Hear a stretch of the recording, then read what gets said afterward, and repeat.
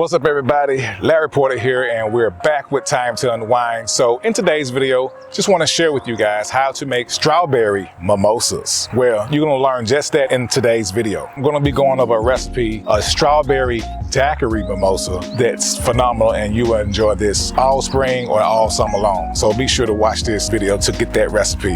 Now, if this is your first time watching this video, don't forget to hit that like button, subscribe, and hit that bell notification so you don't miss any new updates from us. Now let's jump straight into the content. The Strawberry-daiquiri-mimosa.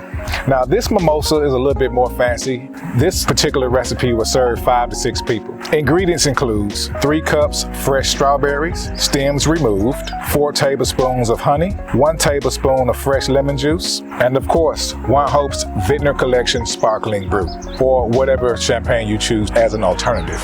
But I recommend using One Hope's because their percentage is a little bit stronger and you gotta love their strength. Now, once you get all these, next what you wanna do is combine the strawberries, honey, and lemon juice in a blender on low-medium speed for about 30 seconds until a smooth puree forms. Pour 1 to 2 tablespoons of the strawberry puree into a sparkling wine flute and top with Vintner Brut. So there you have it in a nutshell, how to make strawberry mimosas. Also visit the article by visiting the description below. There will be a link to the article, so be sure to check that out to learn even more information on these step-by-step recipes in addition to the wines. So you know what time it is? It's comment time. So guys, I want to know your feedback. What's your favorite type of wine?